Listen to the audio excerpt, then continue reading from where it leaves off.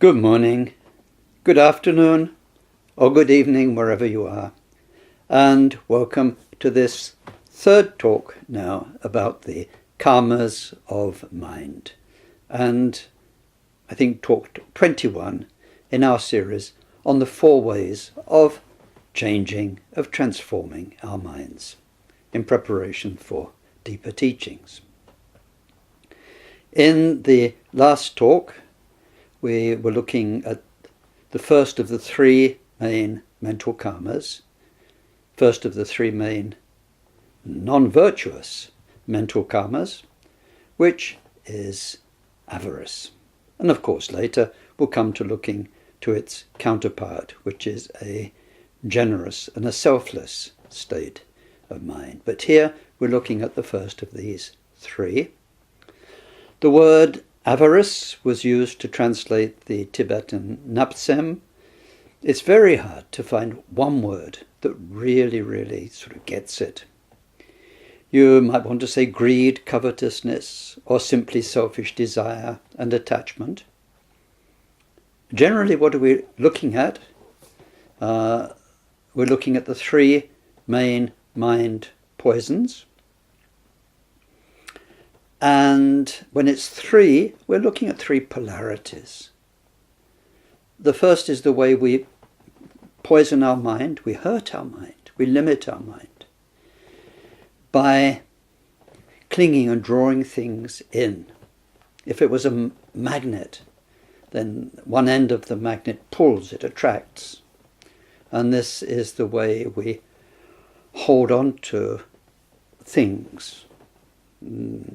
Things meaning actual things, or reputation, or our skills, our abilities, our fixed ideas, many things. It's all of the way we hold on. We don't want to let go. We don't allow change, or in the way we want to pull more towards us.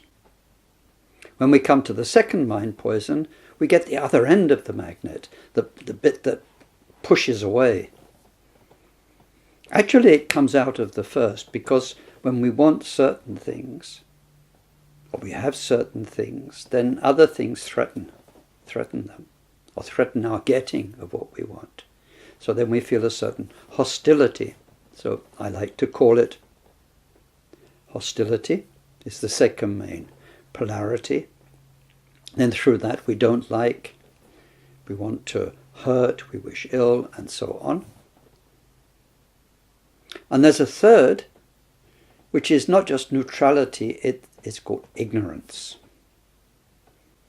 So these 3, the desire and attachment, and the hostility and rejection and anger, and ignorance, meaning wrong understanding, deluded understanding, misunderstanding, or simply not knowing at all. They are our 3 poisons in the mind.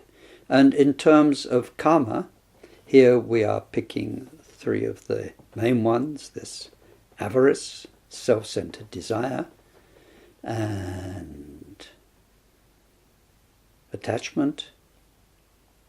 And then in the pushing away, the hostility, we're looking particularly at ill will, where we want others to hurt and to suffer. And then in the ignorance, we're looking very particularly at deluded views of reality, misunderstanding.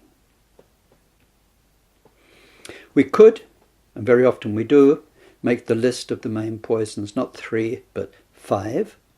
So then we add pride and jealousy. Sometimes we can make it 6 as well by focusing on one aspect of the wrong views, looking particularly at ego construction. And then we have 21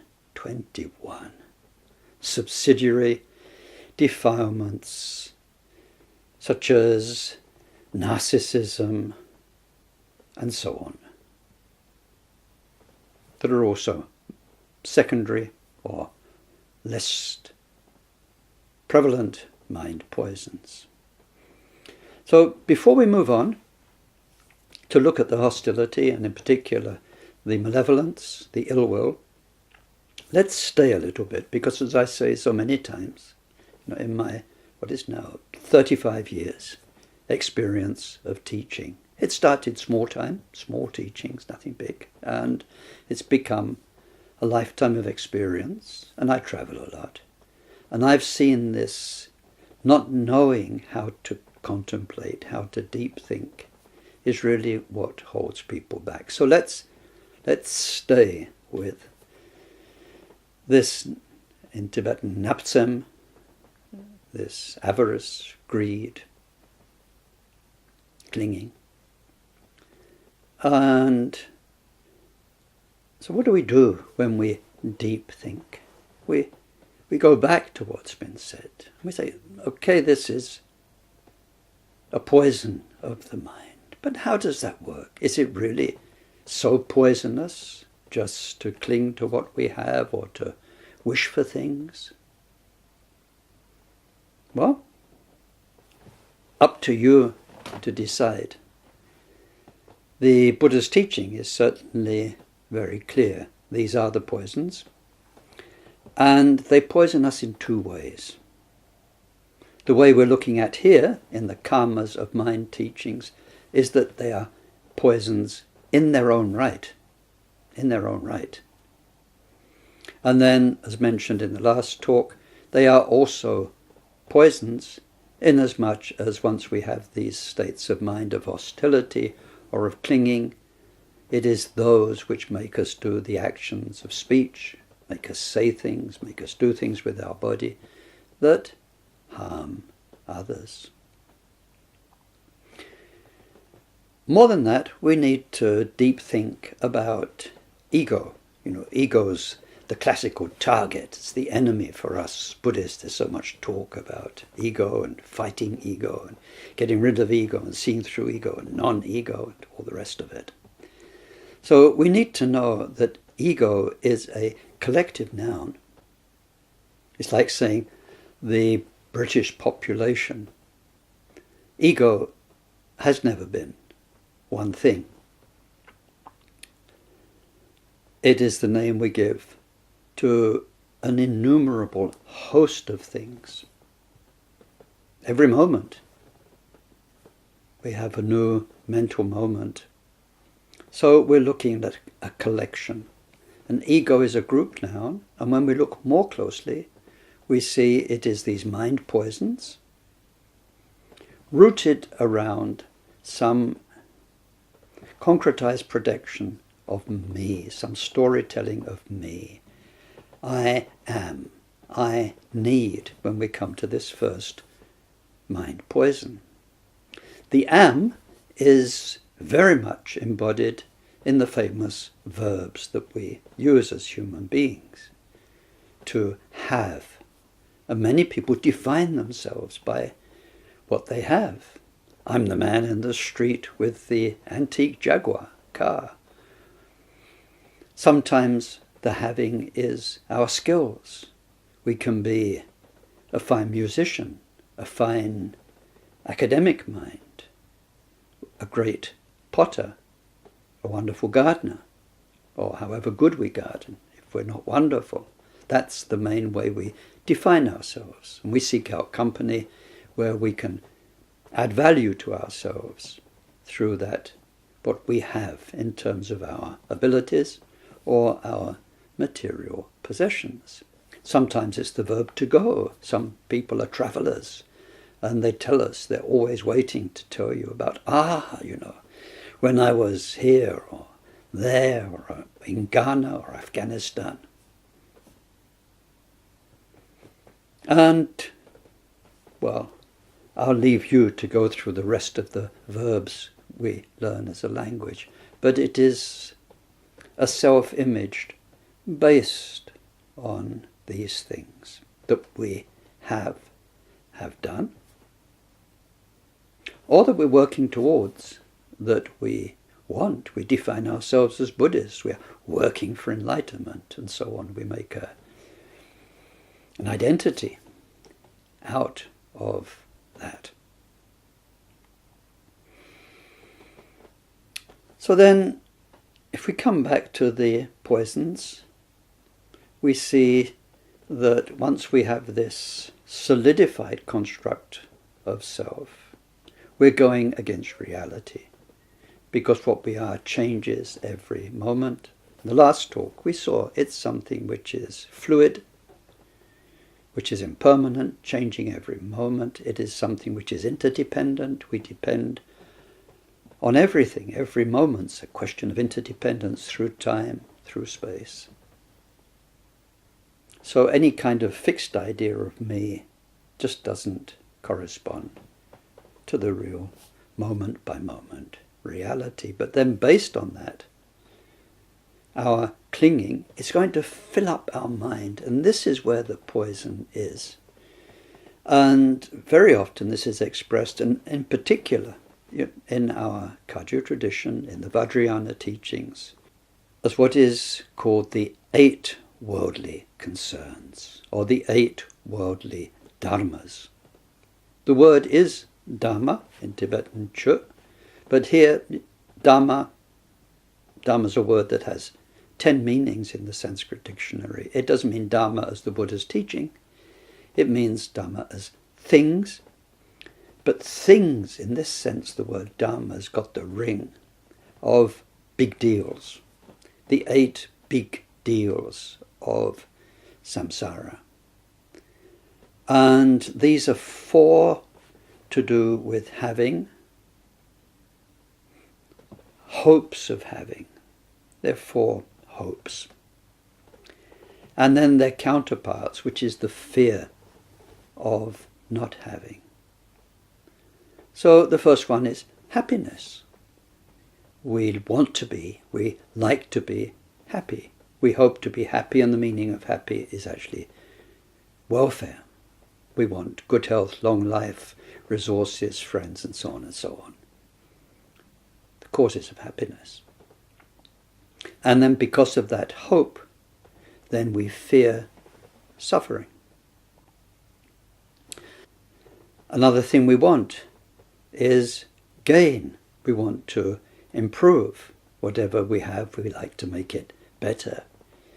Whether it's things, whether it's our skills, we know that whole list.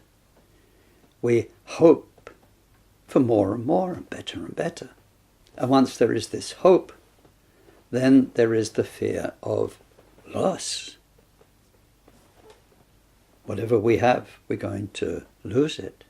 If we're a good musician, we might become arthritic. Our fingers can't play anymore.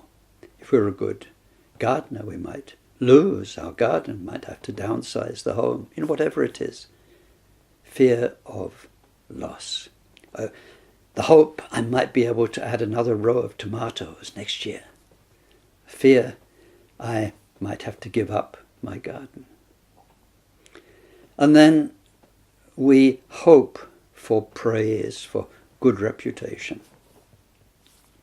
We are happy when people say nice things about us. And then we fear criticism. We fear being seen wrongly.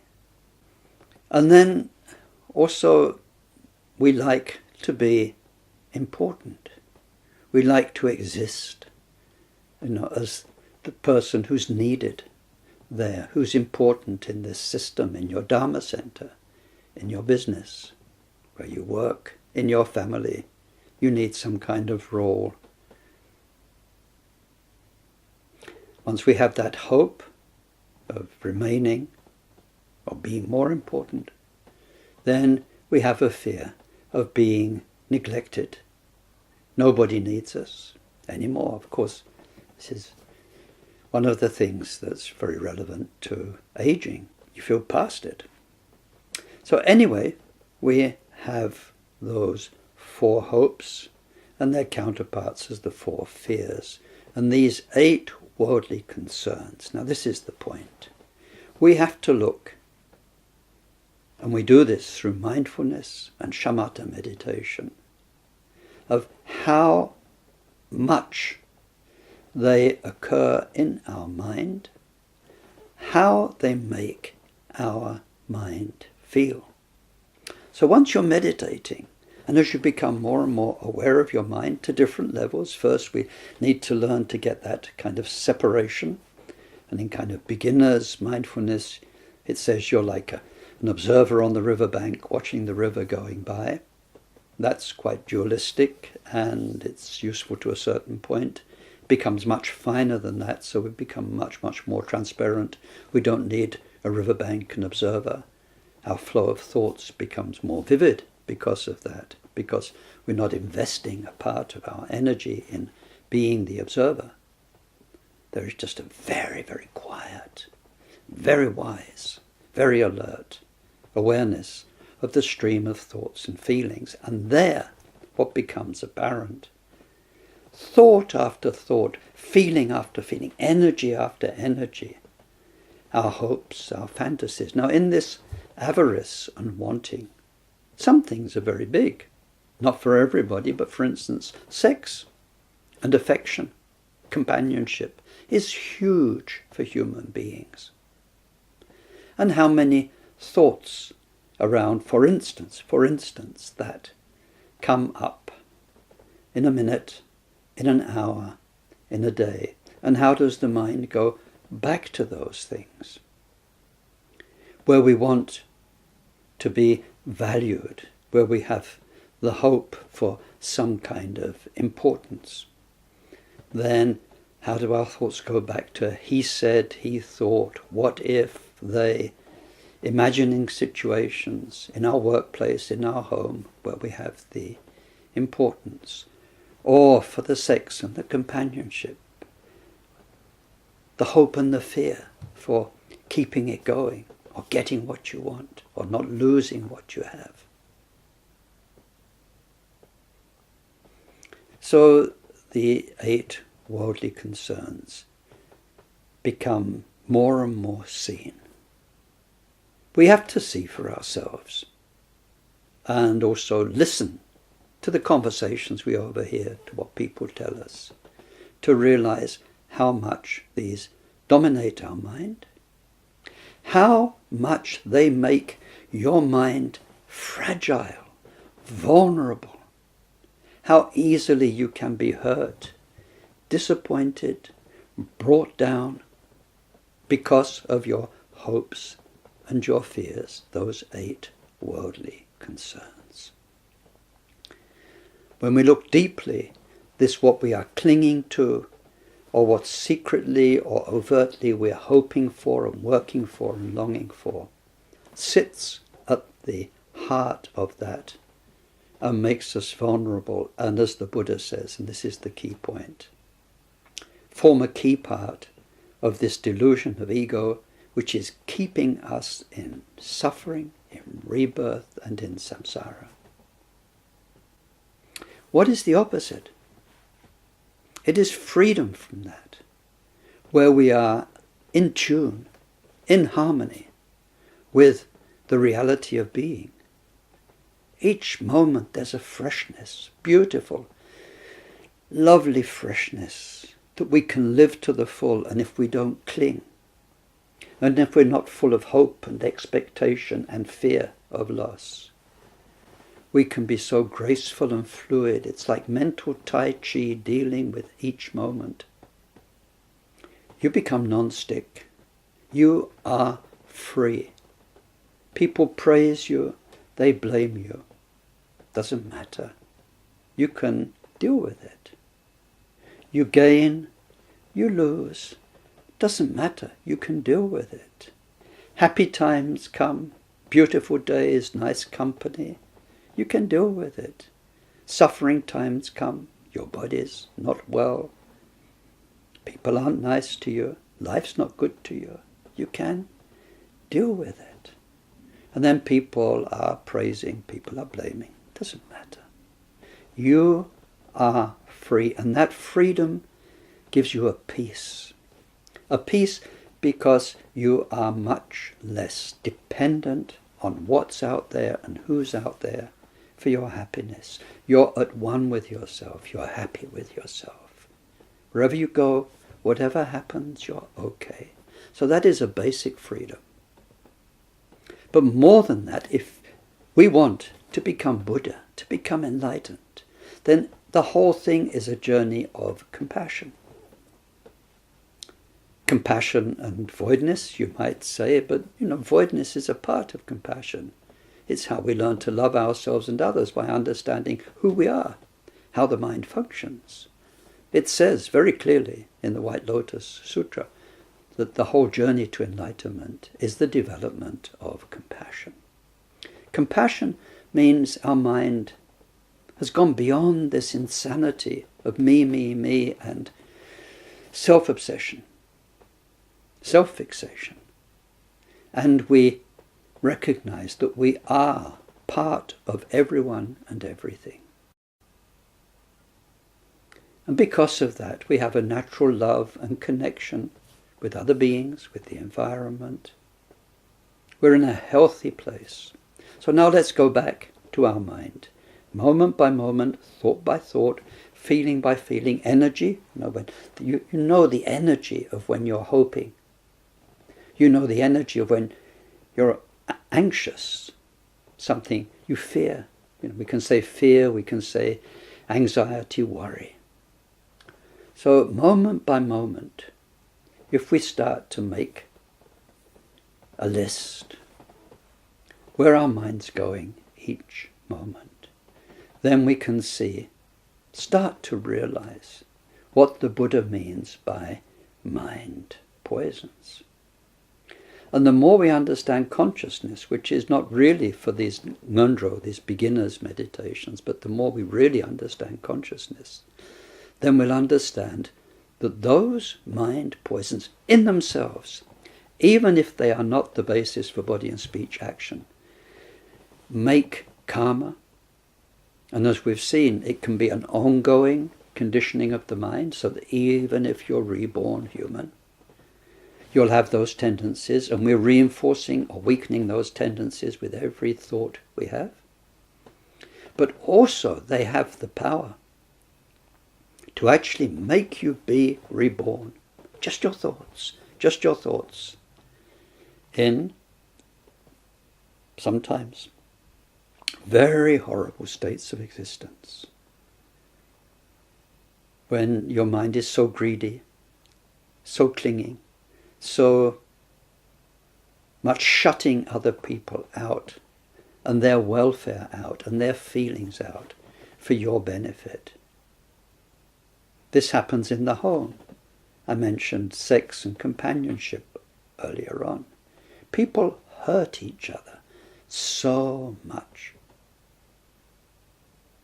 for their sexual needs and the demands they put on their partners for what they want. And then, more generally, how much bad karma happens in the world because people want to get their own way. That's it. Getting your own way. That strange song, I Did It My Way. Well, willpower. Getting your own way rather than working in harmony and collaboration. So, like I say, deep thinking. We need to think about these things for ourselves. Feel and discover where the truth is. Not just read the Buddha's teaching, 3 poisons of mind or 3 mental karmas, this one, that one, Buddha said. Look into it. Discover it for yourself. Realize the power of your mind and think, do I want my mind to be going round in these loops of hope and fear? How much are they coming up? Do your own audit. How many loving, kind thoughts do I have a day?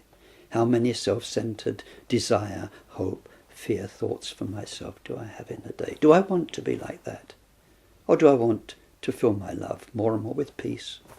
Might fill my mind more and more with peace and with love and compassion and freedom. So I think in the next talk we can now move on to the second of the mind poisons.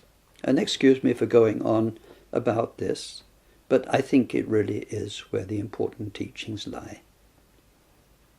trying to understand, trying to get to the bottom of it, turning it over slowly in your mind, slowly, working it out for yourself so you can feel it and then witness it in your own practice. So, as always, go well, look after your mind so beautifully, so beautifully. Make your mind a treasure for you and for everybody. Thank you very much for listening.